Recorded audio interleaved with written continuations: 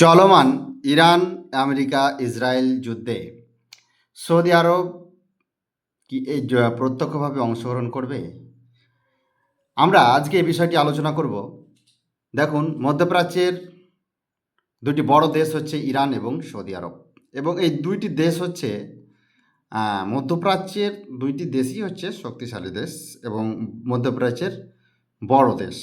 Iran 16 লক্ষ বর্গ kilometre, Saudi আরব ইরানের থেকে কিছুটা বড়, 21 লক্ষ বর্গ কিলোমিটার।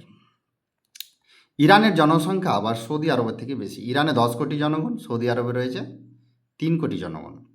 ইরানের অধিকাংশ জনগণ হচ্ছে শিয়া, সৌদি আরবের অধিকাংশ জনগণ হচ্ছে সুন্নি।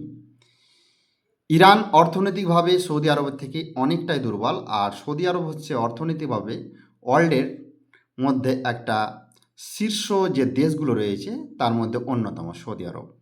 মানে ওয়ার্ল্ডের একটা অন্যতম ধনী রাষ্ট্র হচ্ছে সৌদি আরব।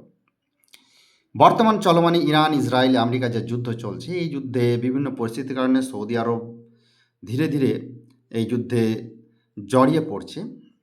যেহেতু বিভিন্ন ঘাঁটি রয়েছে সৌদি আরব সহ উপসাগরীয় দেশগুলোতে, যে সংযুক্ত আরব আমিরশাহী, কাতার, বাহরিন, এই দেশগুলোতে ইরান সেই ঘাঁটিগুলোতে অ্যাটাক করছে। তো এই যুদ্ধে কি সৌদি আরব অংশগ্রহণ করবে?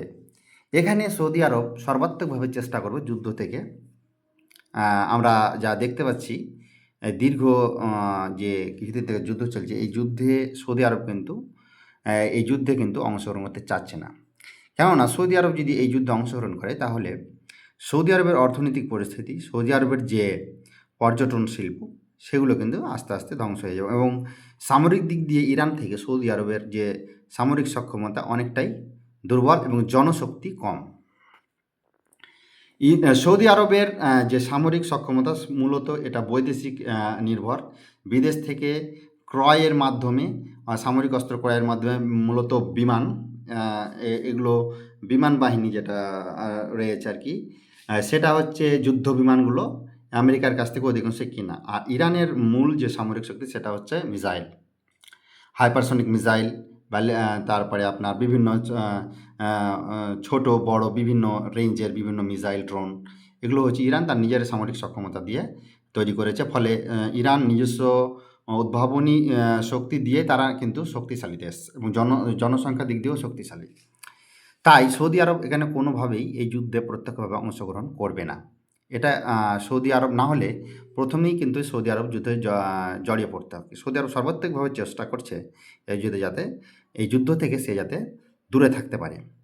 কিন্তু ইরান এবং ইসরায়েল এবং আমেরিকা চাইছে মধ্যপ্রাচ্যের দেশগুলো এই যুদ্ধে জড়িয়ে পড়ুক। তাহলে তাদের যে অর্থনৈতিক যে বাজেট, অর্থনৈতিক যে একটা চরম, যে প্রতিদিনই যে বিলিয়ন বিলিয়ন ডলার খরচ হচ্ছে, সেটা কিন্তু বেঁচে যাবে। তো যাই হোক, এই যুদ্ধে মূলত যেটা আমি বলছিলাম, এই যুদ্ধে সৌদি আরব কিন্তু সর্বাত্মকভাবে চেষ্টা করবে এই যুদ্ধে জড়িত না হওয়ার।